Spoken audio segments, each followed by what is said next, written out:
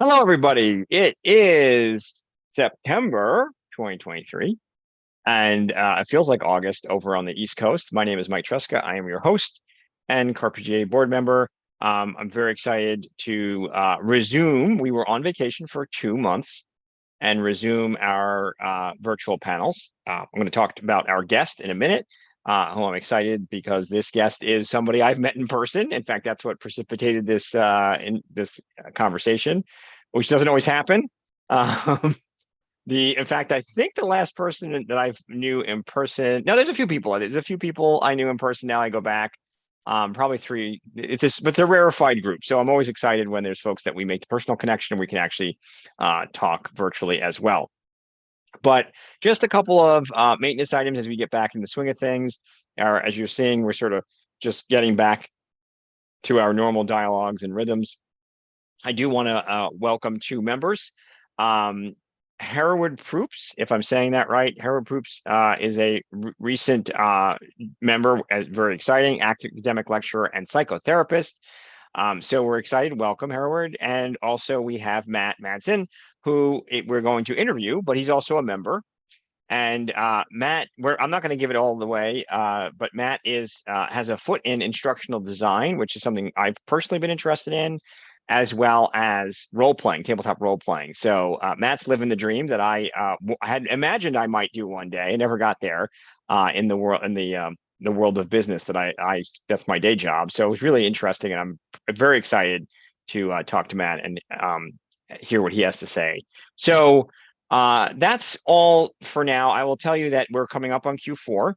So well, this is Q4. So we will be doing a lot of our sort of maintenance. We will be talking about voting and talking about the board and a lot of will we start working on our annual report for end of year to see how we did against our goals. So more to come on that front. But as always, the most valuable piece of engagement is from all of you. I know we often ask questions. We've asked questions of the month with varying levels of success, as well as obviously sharing and watching these videos and engaging on social media and in our groups, in our Google group. So love to see that. And also contributions. I got to put a plug for Dave Millions. He's always asking for content, and we absolutely value any contributions to the newsletter as well. So that is my round robin of stuff to give us all a plug. But now I'm going to turn to my new friend, Matt Madsen. Hello, Matt. How are you? Hey, Mike, new friend. I'm doing good. I feel like we're old friends now, but yes, I guess we are new friends. Um, Kind of funny. So you and I were at Kineticon. I had a moment there where I said some other con when I was talking to you earlier, but Kineticon, and we were doing panels. So I had mentioned this to the CAR-PGA previously. I was doing a panel, and I unfortunately I missed your panel. I know it was challenging because your panel was right in the beginning of the con, and so we got to make that connection, which is wonderful. So we've come full circle. You attended our both of our seminars actually, and I was doing seminars on podcasting and publishing professionally for role playing with my wife Amber, and you were an attendee, which you were very gracious to go to both. So I really appreciate you being in the audience. As you know, audience members are like gold when you can get them, and I thought it was awesome to see all the work you're doing. So that triggered this whole conversation, um, and sort of got us thinking about how we could talk more about what you're doing in this space. So I thought we would continue in a lot of ways the conversation we had already started physically when we were there, and just talk about you and sort of this space that we're in. So, um, your company is your platform is Dungeon Learning. How did that come about? If you could tell us a little bit about yourself and sort of your game background and how you got to Dungeon Learning. Yeah. Um, I so I'll start with what is instructional design, if that Mhm. helps, because you know what Sure. it is, but a lot of people, when Yeah. I tell them that's my job, they need more information. So I get to work with experts, like really smart people who know everything there is to know about something, but normally that person isn't the best teacher. So I get to turn all of their brilliance and experience into a class that's hopefully easy to learn and memorable so that when you go to do the job, you'll pull it back. And uh, it just so happens to be that there are some circumstances where games work really well for doing those things. And then there's other times when they're not a great fit. And most companies cannot afford a dedicated instructional designer.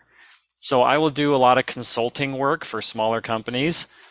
And a lot of the time, like I'm a big picture person and I love brainstorming. I'm like, hey, you can save as much money as you want. Just let me come brainstorm with you. I'll have a blast. And then if you want me to actually execute any of it, you got it. But I want to just spread the good word that is, um, a training doesn't have to be a web-based training that you either ignore or click through to the end and then get like some imaginary credit, which is how it often works for adults. So my goal is to get other people thinking about it differently. That's what took me to Kineticon. And yeah, when you weren't remembering the name correctly, I thought maybe you were thinking Connecticon, because that's what I was calling it right up until I got there. And I was like, oh, it's like the city. Okay. Right, yeah. Oh, like Connecticut, Connecticut, but not Yeah, right, Connecticut. right. Yeah, yeah, yeah. Yeah, totally confuses me all the time. So yeah, like I got into it. I had a client a long time ago that had they were working with analysts that were making assumptions, and they were having a hard time recognizing their own assumptions. There's nothing wrong with that. There's nothing wrong with an assumption. I think I've told you this story already, but it's just important that you know when you're making one. So that way, when new information comes in, you'll do a better job. So I made this really simple, and they said, we don't have much time in the training we already give them. Maybe we can drop the icebreaker. So I made a really short card game. And that's one thing that's interesting about training for like gaming for training is if you have techniques for making it quick, that's going to be easier to sell or easier to fit in. So yeah, so after that, it's been kind of nonstop. It's just a blur. Earlier today, I got back from facilitating an escape box for like 60 people. Escape boxes are a lot like escape rooms. If you've ever been in an elementary classroom, you might have seen one. It's really big with teaching small children. I use them for teaching adults, and yeah, so I'm Children. always adults act a lot.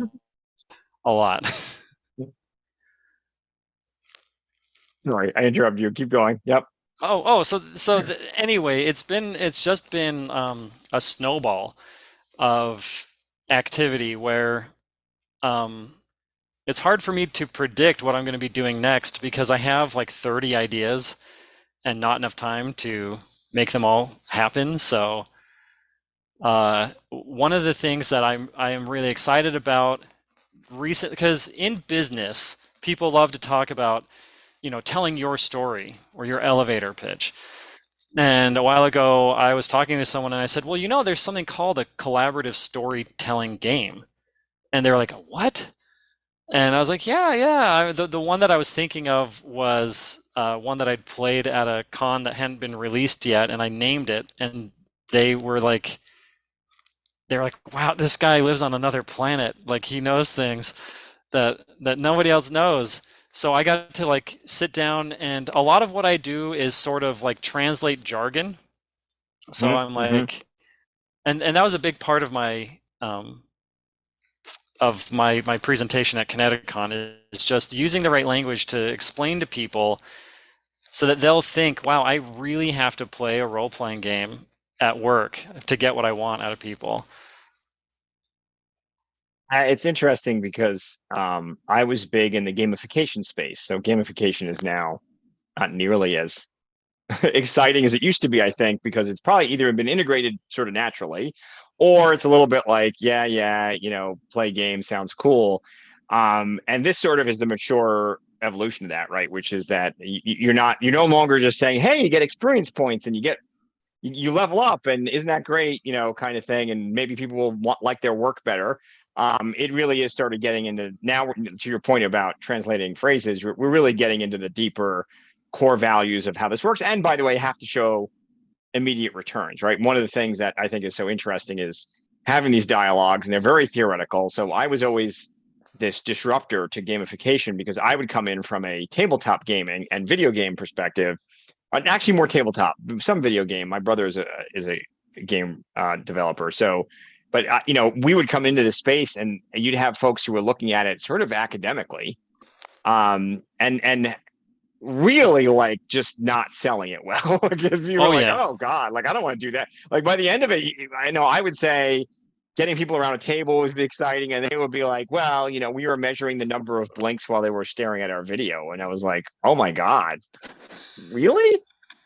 And then they were like, well, we spent like Yeah. $1 million on this game to train people. So like it was banks who were funding really intense and then had to justify it. And they're like, we checked to see if they looked away. And I was like, this sounds like a Clockwork Orange level of torture. Like it does not Yeah. sound like fun. So anyway, it's So fascinating to me it's because it's a problem. And it sounds like I hope, have certainly at least are thriving in the space that haven't solved that partially. So go ahead. What were you going to well, say about that? I have you just teed up you teed up hours worth of me ranting, and I'm going to try to edit. Okay. But it's one thing that's kind of funny, and it's interesting to look at when it is useful, is virtual reality or mixed reality in Hmm. training. Hmm. I think it has its place. It is very expensive. If you're going to make a game, you should start by just doing it on paper on a table first to see if it works as a game. Yeah. If you want to do a training that will be a VR, just do that activity first and see if people are doing what you want them to do. But yeah, when you're doing VR, you know right where their eyeballs are. You know the Yeah. number of blinks. You know right where they made the mistake. You can take them right back to where they made a mistake and they can repeat or whatever. It's very interesting. And I dabble in that when I'm working with experts that are into that kind of thing. But um, I mean, among the millions of things that I think would be fun to do, I once made a couple of games in my grad program using Unreal Engine, and I think it'd be great to learn Unity and make VR stuff. I just don't have time to do it. Uh, but what you were saying earlier about gamification, so for anyone who doesn't know what that word is, it's when they took the structures around a game and they put them onto training. So when you complete a learning activity, you get XP, and they have a leaderboard, or you can earn badges. Badges were a big thing. I remember people talking to me about how I had to make badges, and in that class, I got a badge that I was like, I don't really feel anything about this thing. Um, Yeah. Gamification is really good at initial motivation. Like you can get someone to do something the first couple of times. So that's nice. And yeah, there's a continuum. So there's a mix of how integrated is the learning or the training into the game mechanics. And I try to spend as much time as I can over on the other end of that spectrum where the actions I take to play a game are the actions or skills that are being trained. So like I said earlier, people aren't noticing the assumptions around them. So the game is when I spot an assumption, I capture a card. That's how I get points. And then if I have a lead at the end, I get more chances at guessing at what the truth was. So I'm motivated, but the thing I am doing is valuable. So let's say I have a person who really hates this game and they see no value in playing a game. Well, at least what they are doing is what their job is. So that's a good thing. I once met a author illustrator, and he said he really only wants to talk to illustrators that want to become author illustrators, not authors that want to become author illustrators. Because it's a lot easier to teach writing to a person who can draw than it is to teach drawing to a person who can write. And I kind of feel the same way about game design. That's why I went to Kineticon. That's why the whole point is I want to teach instructional design or the parts of it that you would need to get started to someone who understands games. Then I want every educational game that I see that's made by someone who's not a gamer, I'm like, this game is not fun. It's inherently bad. And the only reason someone would do this is if you made them. It's like Flappy Birds with music notes on the screen. It's like this isn't good.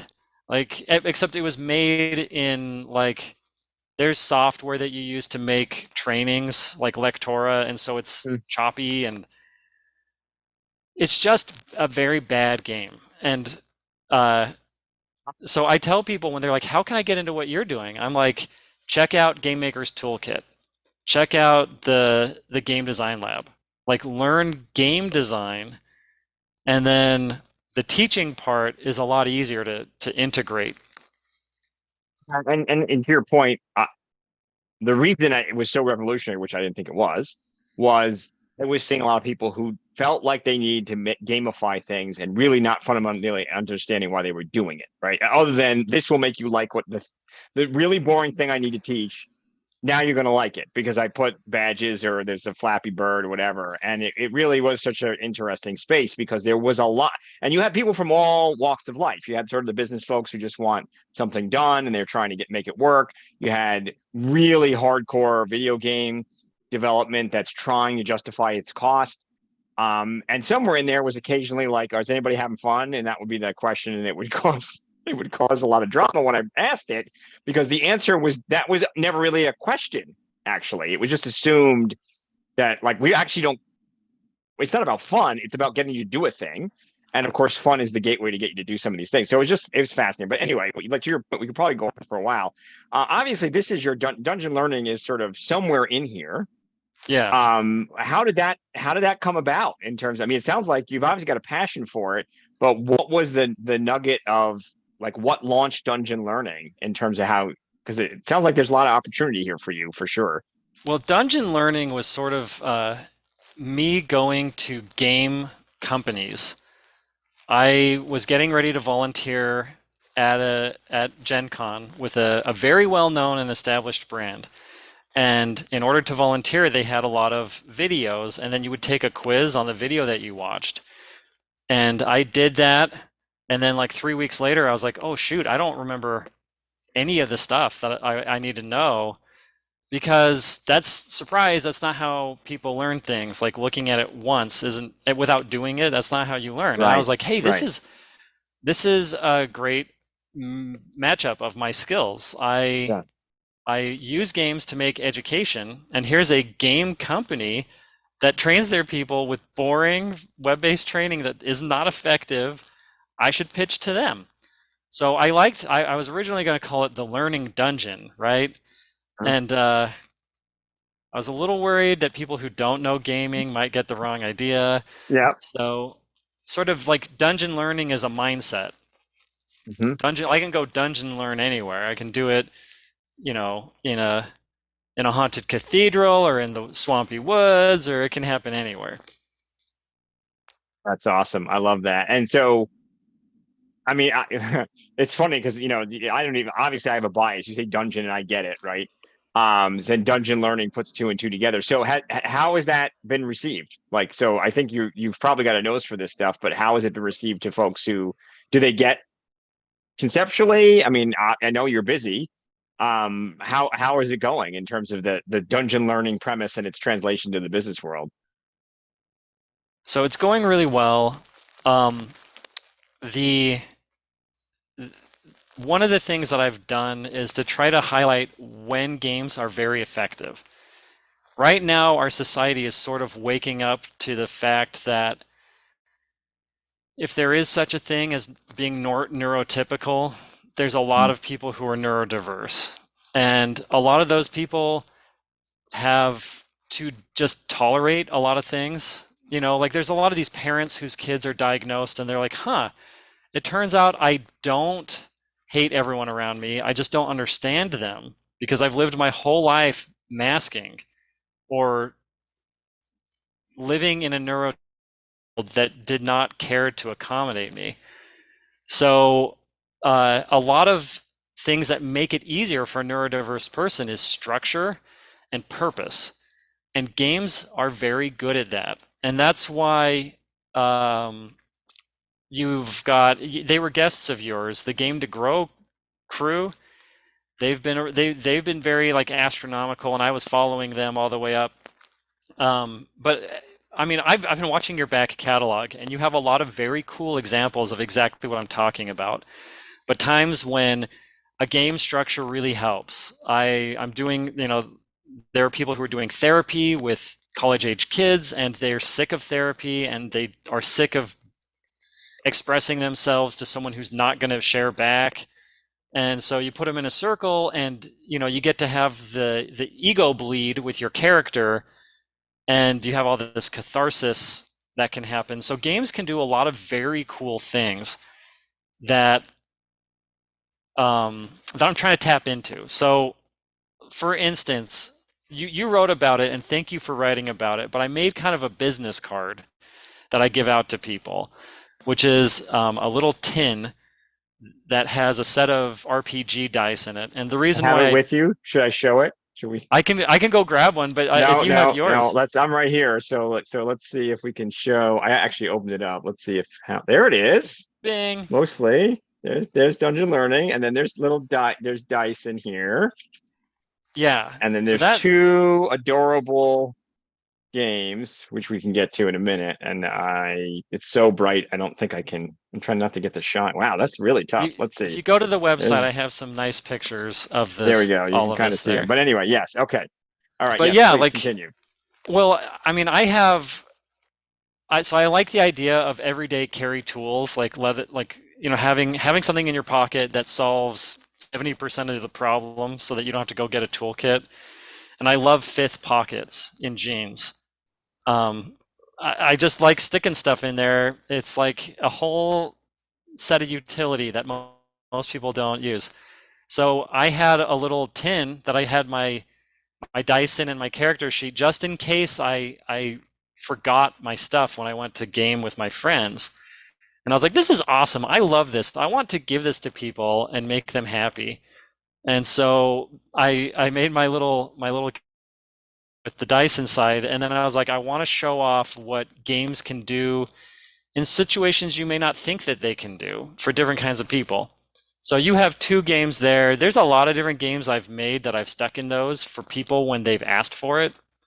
Mhm. A lot of my work sits behind a non-disclosure agreement or an NDA.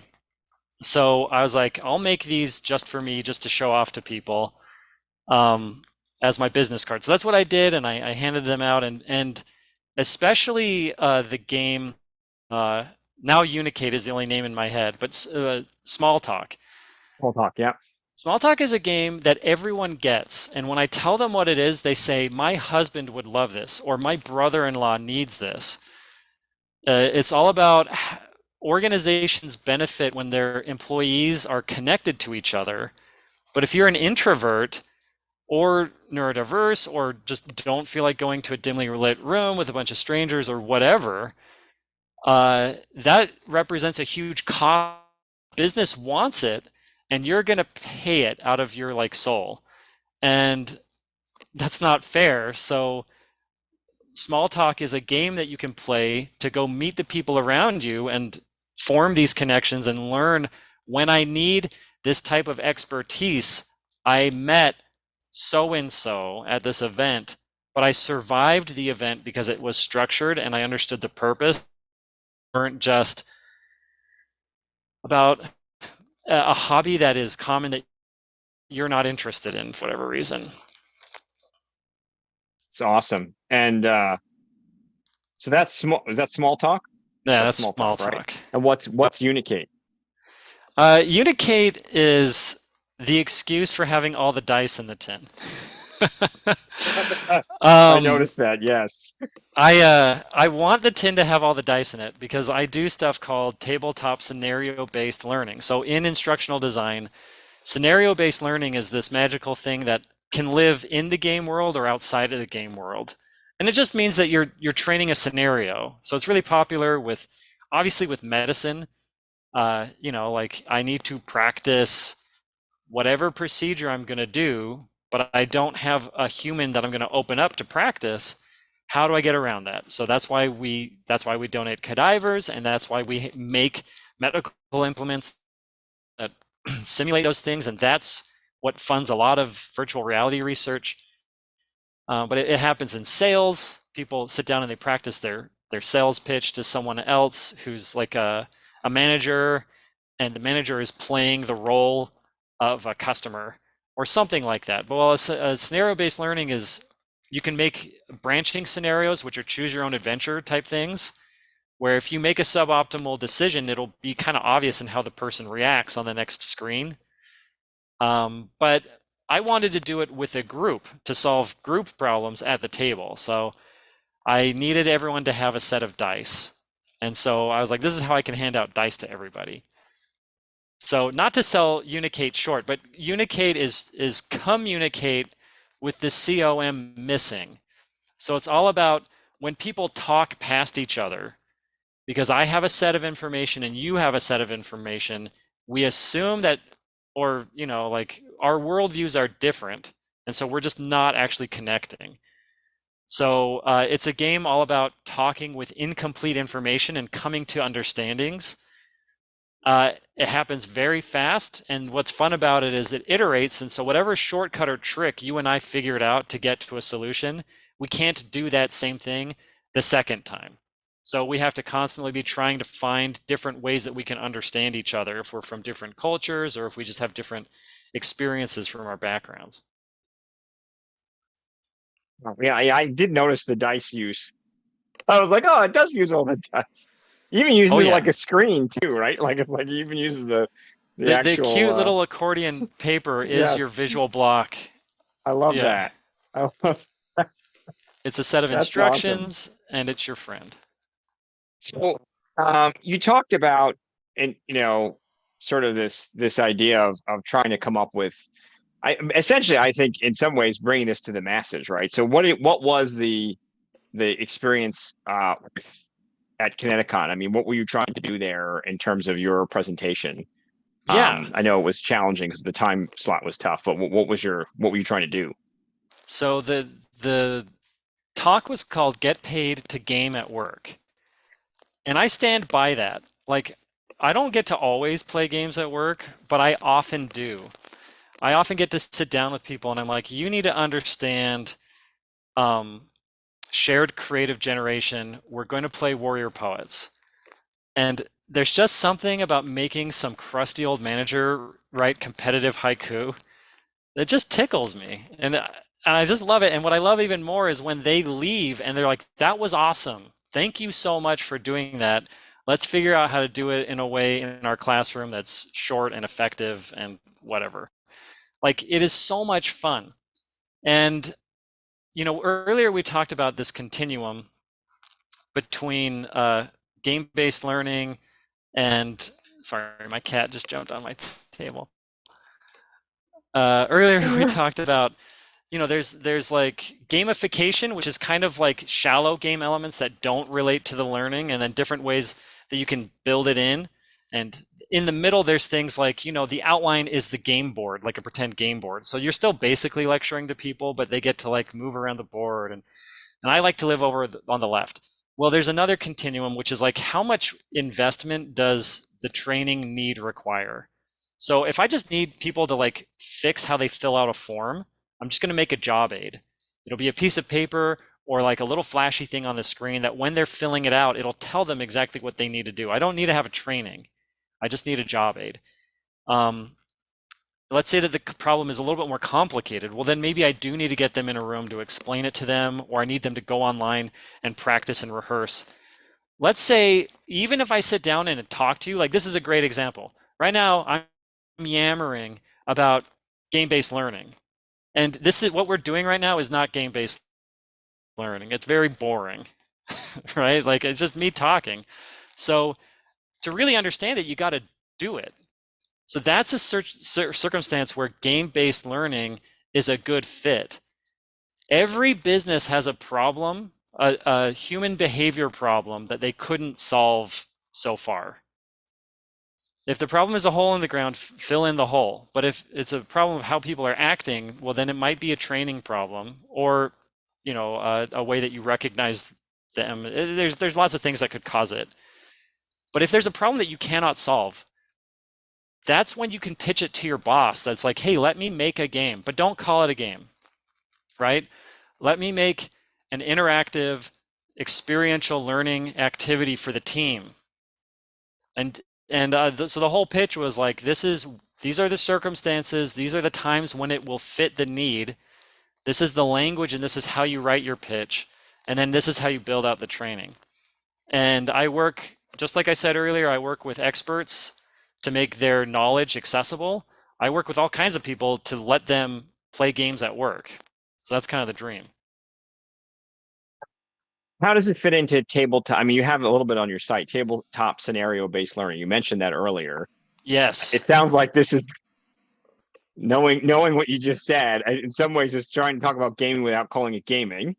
Because if you start just saying gaming, maybe some people will be turned off. But what is that fundamentals there? Because it does sound like, as you mentioned, this is an attempt to translate, right, the two worlds. And man, if tabletops, I'm surprised it's not just it is SBL. I was gonna say there's got to be an acronym. TTSBL. Yeah. So what is that? And does it obviously I think it works, but how do you use it? Okay, so I'm glad you asked because long ago when I knew I was going to do this, I thought of an actual activity for you, Mike. This is Oh, really? a mental challenge that I want you to succeed at, but it's going to be hard enough that failure is an option, okay? Okay. Okay. All right, so I was watching your back catalog. And by the way, Hmm. the back catalog on this channel is awesome. I've bought a lot of the products and I'm super happy with them. You've had some really cool people on. But those people do not all agree with each other. Hmm. You've had someone on who was like, those game to grow guys are just playing D&D. And D&D is just a military simulation. Which, by the way, I can totally see that point. So Hmm. who's right? This is my gauntlet to you, Mike. Which one of your guests is right? They've said different things. Someone's got to be wrong, and now you have to pick. Ah, so I have to pick, and my choices are what? I'm saying It who's is a right. military, it's not, or No, like, well, you've had people say D&D is good enough for my counseling session, for my therapy session, and other people uh, say and they D&D say it's too violent, it doesn't get the goals. Right. Hmm. you need a totally different system to do it. So who's right? Can you use D&D, or do you need a tailored system to meet your goals? What am I? Do I get nuance or I have to just pick one? I don't know. You can answer however you want. Uh, This is the oh, troll at the okay. bridge. All right, I like this. So, uh, you've heard me, if you watched it, you've heard me say I've been amazed where I've seen stuff for children, and it comes into children, right? So children don't necessarily like, they come with a different perspective, my kid included. So when I introduced very basic D&D tropes, I was disappointed to see that it ended up being, here's a bunch of monsters in a cage. Oh, by the way, we're going to release the monsters and they will kill you. And it wasn't an opportunity to compromise. And my son wanted to did not want to harm them. He wanted to scare them and maybe get them back in the cages. And but it was very compelling because it was an official D&D adventure, written by I think a young like a writer for young adults. And this is what they came up with, which was murder the zoo animals. Right, one was a beholder, but it was murder the zoo animals. I mean, that's what it was, right? Yeah. So it really shook me because I was like, I didn't even notice that was the case. As somebody who's been playing D&D for 20 So it plus sounds like 30 it sounds like you're years. ruling against Game to Grow. You're saying those guys are wrong for using Not 5e. not yet, because then what happened was I set out to write a D&D session, a full series with my daughter, because my son got older and he now will murder anything. He don't care in the game. My daughter is absolutely not okay with it. So I was like, okay, I want to try to create a D&D series. I see Ted. Wait, let me finish, Ted, and I'll hand it to you. That is not violent.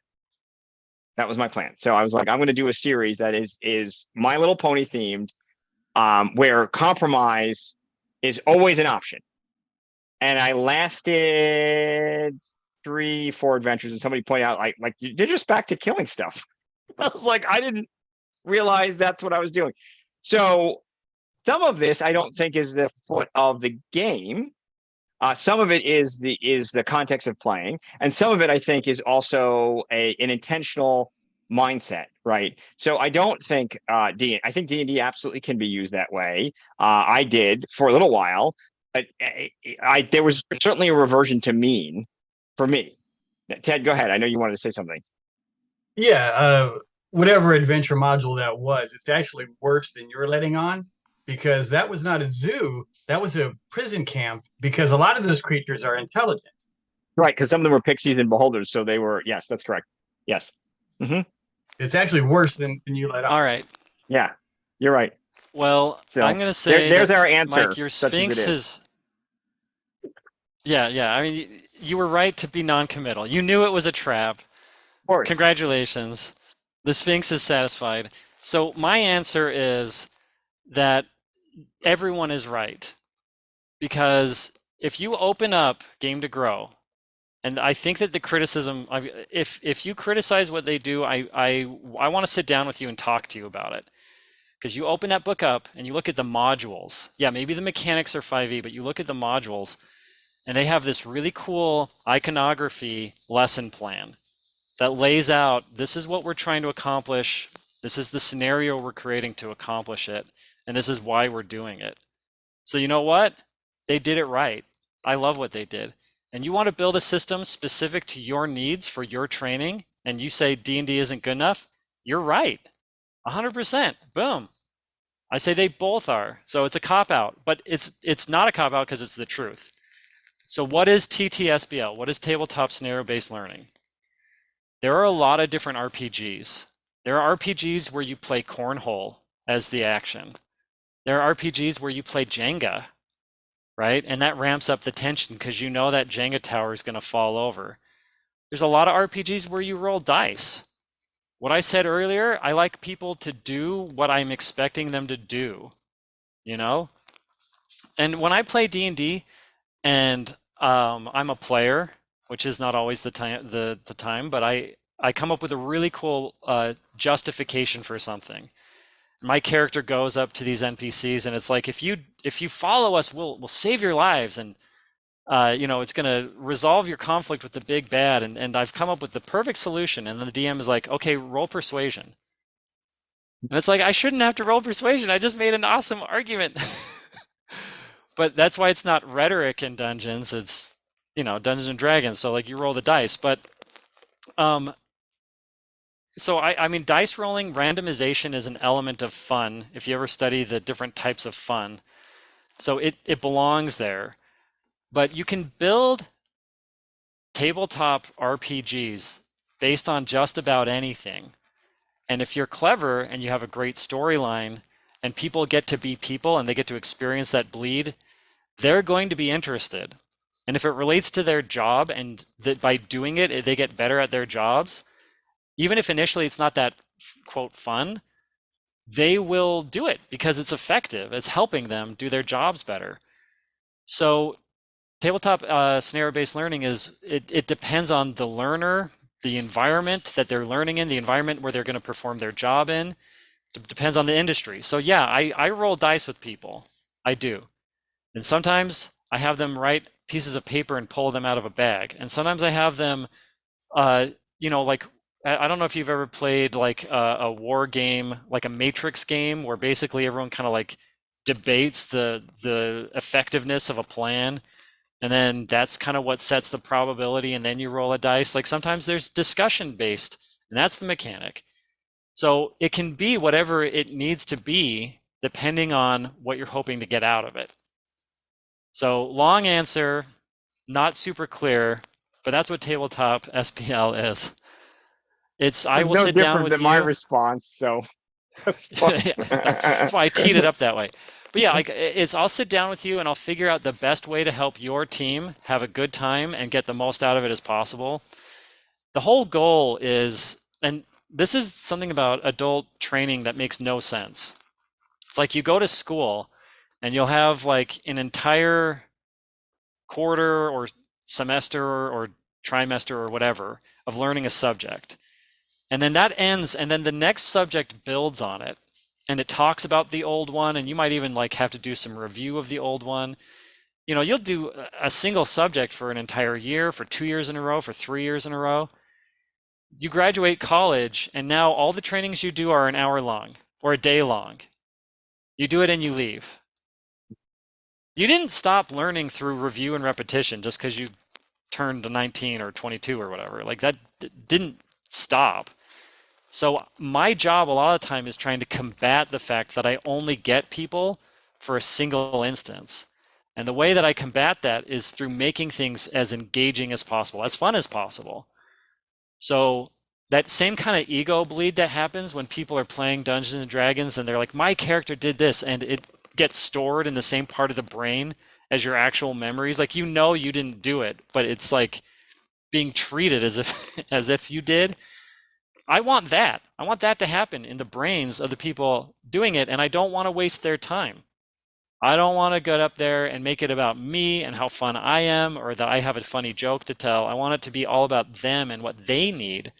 And I want it to get in that part of their brain so they'll leave and they'll be like, wow, that was awesome. I really learned a lot. I know I can use this.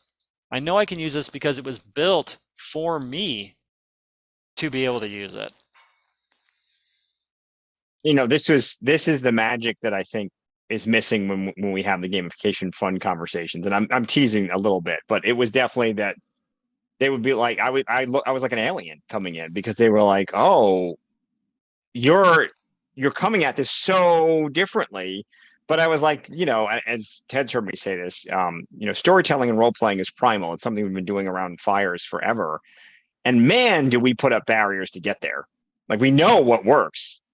A few times now, I've basically been like, I have really amazing people on these chats, and yet we haven't changed teaching. We know exactly what you said, that sort of the bleed of working through a character and being a hero and having a great experience where you are successful because work isn't always that way or school isn't always that way, makes people better. They learn better. They're more confident. It helps if you're neurodivergent. It often helps you navigate. We get it.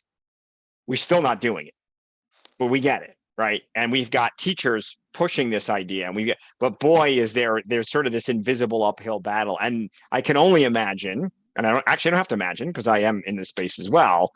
The resistance in the business level. It's hard enough to get kids and schools to embrace this kind of learning, but now with adults who have a very different perspective very often, or are under just constraints, right? So, one of the big ones is money.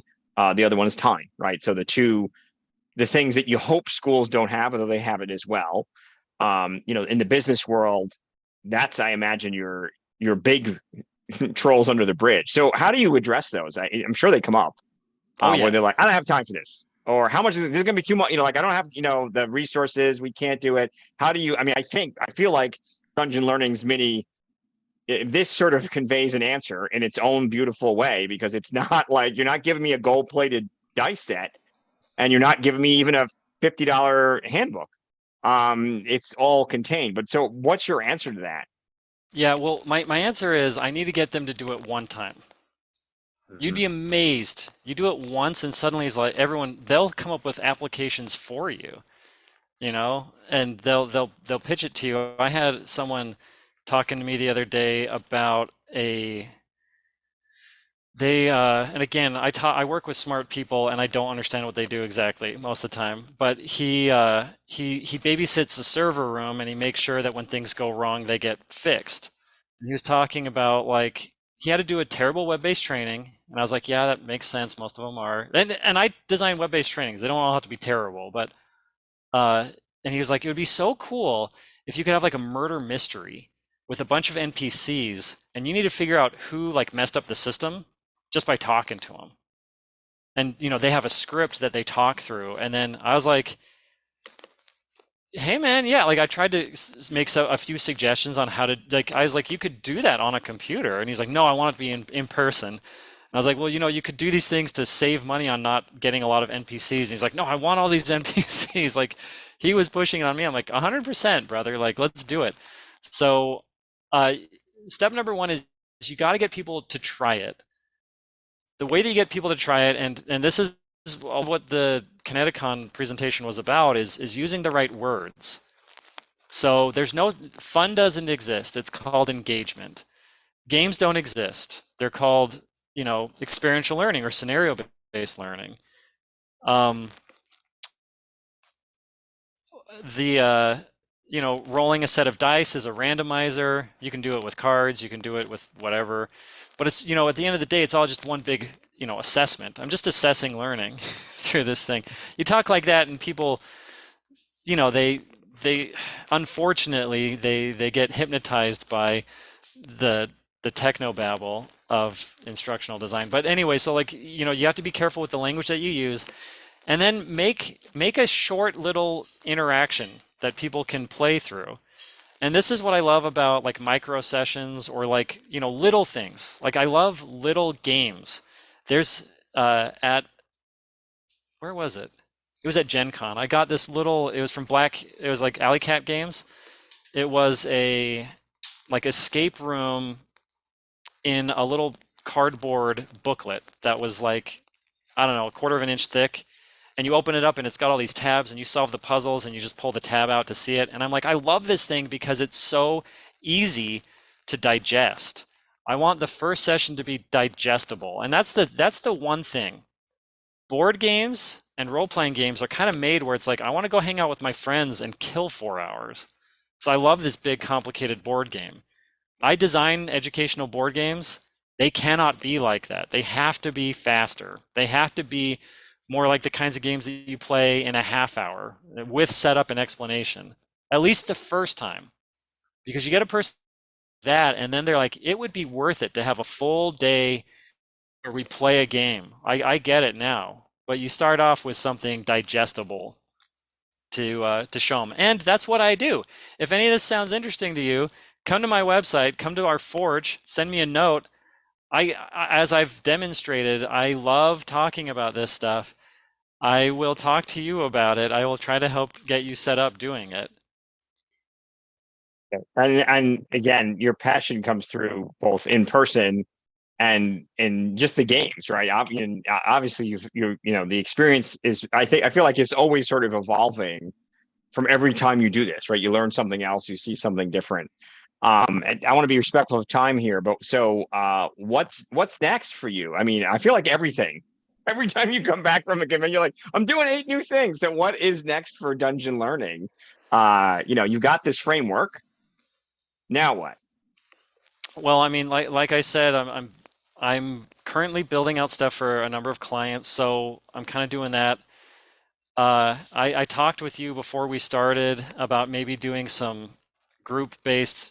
So when I do offsites for like leadership teams or whatever, I'll do escape boxes. And you guys have talked about escape rooms on this podcast before, where it's like you've kind of stripped the RPG, and that's the escape box experience. Or it's like you strip the RPG out of a LARP, and that's what an escape room is. Mm-hmm. But that's not how I do it. When I go there, I'm an NPC, and I'm wearing a costume. Sometimes, if that's what they want, I'm wearing a costume. I'm talking in character, and to get certain hints out of me, you have to say certain things. And when I have a team of people, and there's like, it's kind of like a hard-boiled detective scenario, and you talk to the bartender, and you talk to the cab driver, and you talk to all these different people. It's like, now we're just doing a LARP, and now it's just role-playing, but I can't call it that because of the stigma that exists on all of those words. So I would like to do that in just for fun in kind of like a competitive way. I was mentioning this escape versus idea that I have. I don't know. I don't know what it is, what the future is, but you can be a part of it. Just drop me a line. You mentioned that you're interested in instructional design. I will explain everything you need to know for instructional design. We can make some trainings together. Believe it. I absolutely. My career goals originally was to move into the training space, back then gamification, because I was part of a lot of that, and I was in some very intense role playing scenarios that were very effective, but were also a roller coaster experience. Let's just put it that way. It was not for everybody, so it's really interesting to try and be inclusive as possible, because there were definitely some responses that were. So we're going to talk more. We're not going to let you go here after this. Dungeonlearning.com, right? That's the site. That's the Dungeonlearning.com. site. Mm-hmm. If you're at all interested, I am not interested at all in LinkedIn or um, oh, Facebook, see, this is how Twitter, uninterested I X. am in it. Yeah. It's Instagram. the picture social media thing. Man, I'm Probably embarrassing Instagram. myself. Instagram, Instagram. thank Yeah. you. Mm-hmm. Mm-hmm. So we're on Instagram and we're on LinkedIn, and I'm going to be giving out two of our what I call um, what do I call offsite kits. The thing that I gave you, that little kit, it's like an offsite in a box. But you need two of them. They're kind of designed for two or more, right? Just having one for yourself doesn't really do it. You kind of need more than one set. So I'm going to be giving out a pair to anyone who joins. I'm going to send out the announcement in the next couple of days, and then if you subscribe or start following, that's on LinkedIn, Dungeon Learning, or on Instagram, dungeonlearning.com. You can find us All right. there. I just followed you. I didn't realize you were on there. So just followed Well, you. I'm only sort of on there. Like I was saying before, it's hard because a lot of what I do is behind an NDA, so I can't like take pictures of people doing my stuff. And that's Right. another motivation behind the Escape Verses is like I'll just do a fun event and I can take pictures of people doing it if they agree, just so I can have content to share. Because most of the stuff I do is like for business proprietary. No, I get it. And that was one of the things that's so challenging is there's just a lot of gates that you have to go through to be um it's in the business world, it's not as much of a problem because you're sort of in there, but that means you're sort of in the parent ecosystem, right? When you want to talk to the gaming world, that's when this gets complicated, exactly as we're discovering. I wanted to give some time because we have Ted on. Ted, did you have any questions for Matt?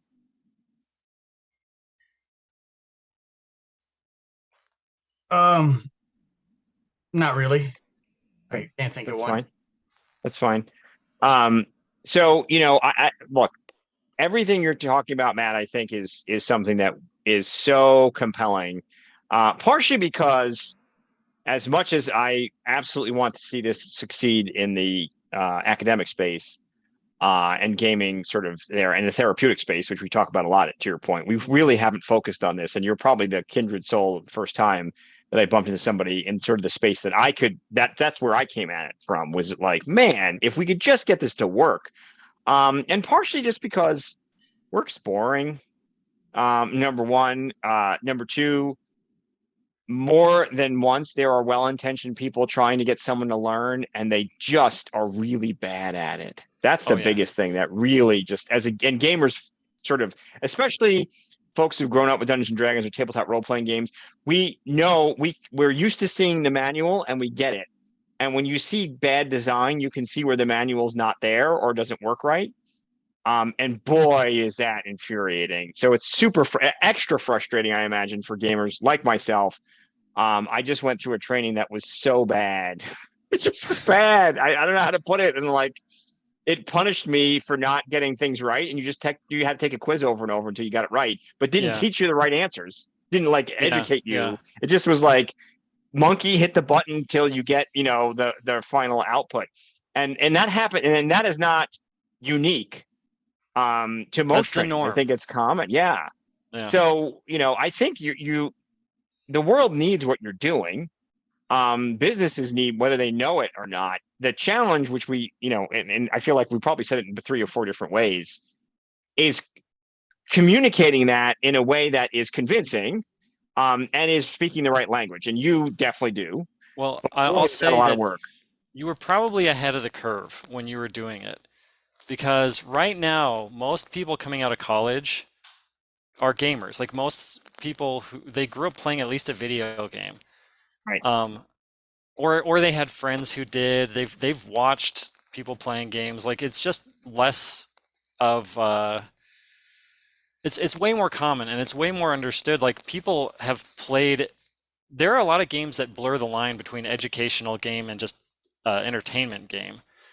And so they're like, yeah, I've done this thing and I had a great experience. In 20 years, when those people are the heads of learning and development at their company, this will not be a hard sell. So right Right. now, I'm kind of getting to benefit from the fact that it's transitioning. We're in a transition period. So, um, like I said, like everyone has had these dreadful experiences with online training where it was not designed for a human, like no thought as to a human went into that. And when you get to do it that's been made correctly, you just feel this huge relief. You're like, oh, thank goodness, the person who made me do this knew what they were doing, and they cared about my like attention span. So I want to honor. I that's one of the things that I say. On the website, I've made a couple of little like infographics, and one of them is like engagement or a person's attention is like the coin of the realm. It's the most valuable thing that they have that they're going to give you. So don't waste it. Don't waste it on like a boring intro about yourself. Don't waste it on a history of your subject that doesn't relate to what they need for that class. People have to have general definitions and stuff, but you can weave that in. Just like we don't write books, like if you read fantasy books, we don't write like Tolkien anymore. Tolkien was a genius, but he also had tons of exposition. Nobody wants a bunch of exposition in the beginning of their class. They want to do a class and then learn about the world as they go. Right. And it's fascinating you say this. So I had the privilege of working. I have to be careful with names, but I had the privilege of working with a speechwriter for one of the Fortune 5 CEOs. And he and I got to be pretty close. And he would do a class to introduce our interns to speech writing and speaking. And his conversation, you almost said it word for word. He was like, when you walk into a room, you're already wasting people's time. So, or you could be, right? We hope that you're not, but 80% of the time you are, because you're doing a thing they're not interested in, but they have to sit there. They're trapped with you for 15 minutes, half an hour, an hour. And it was very much like, don't waste it. And I feel like it applied to anything, right? It certainly applies to learning. Although we take it for granted, right? It's just like you're trapped. So too bad. You're going to have to sit here and learn no matter what, which is not always the goal. The goal actually is to get you to click a thing that says that I taught you. It's not actually about learning. I don't care if you actually learned. I want to be on record that I taught you, right? And I see that a lot. There's a lot of Oh like, yeah. I'm compliant because you did the thing I asked you. That has nothing to do with learning. I'm not actually checking to see if you retained it, as you said. So, but I never forgot his lesson because it applies to everything, not just speeches, not just presentations, but absolutely kind of any business engagement, which was people have huge demands on their time. And, for better or worse, they sort of expect you to waste it. So if you can, uh, A, be respectful, and B, think about that as part of how you approach it, boy, you're going to get really far. It's just people don't, they just don't, unfortunately. And, this is, again, same old constraints. Don't have the money, don't have the time, right? Make the time. Spend a little bit more. And sometimes it's not a cost, Well, but and spend a little bit do more. the paper version first, just like you Right. would for any kind of development. No video, like if you want to make an expensive Euro style game with minis, do it on paper first and play test. You want to convince your boss that like you should be doing like role-playing games at work, make a small one that's very, very obvious. Like brainstorm situations that are going to fit that everyone needs and everyone does bad and make a scenario and do that one. It took 10 minutes and everyone was like, wow, that was good. Waste your best idea first and convince them that it's a good idea. And it is funny because you say that, you're right. I also think the world's changing. Dungeons and Dragons role playing games has become it's starting to change in a way that I don't think we even understand fully the implications yet. But one of them is the popularity is so massive that it is becoming part of the lexicon. It's actually changing fantasy writing, frankly. Now D&D has to deal with the tropes it created, which is fascinating. But it absolutely is. I think Yeah.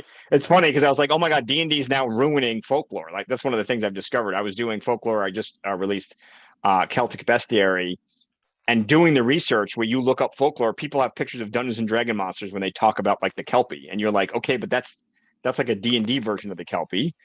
There is Yeah. an entire range of folklore in the multiple parts of Celtic history that are different from that, but you took the picture from the D&D book. So anyway, so yeah, But a counterpoint to that, I'm glad you brought up folklore, right? Because yes, folklore is just what people do and say. That's what makes it yes. awesome. Mm-hmm. People are finally talking about this stuff more. You True. know, And it is people the new care. folklore, to your point, right? So in some ways, this is the new folklore. The role-playing games and this fantasy world that we're sharing is the new folklore in a lot of ways. It's I was taking new DMing a things. game. I was DMing a game and there was a black dragon, and to fight it, they needed to get the Ichneumon, which is like this Egyptian giant mongoose monster. And it's like you can put the real versions in. Yeah, Nothing's stopping us. Like people are interested now. absolutely. Yeah, and it is a gateway to hopefully you hope way more things. I never forget my brother. I'm the administrator for RetroMud, which is a online multi-user dungeon. I think I mentioned this to you a while back. And my brother had been playing it forever, and he was a character class that's called the Biomancer, which we used, and we used the four humors from medieval times for as if that's real, right? So there's different humors, and he learned about the humors. And then he was in English class one day, and he found out it was an actual thing. He didn't understand, so he passed with flying colors, and they were astonished that he knew what the medieval humors were, the four humors and how they worked. And it was all because he had been playing this class that I had created that was doctors, medieval doctors, using the humors. So absolutely, it comes full circle. And I to your point, those people will be CEOs one day.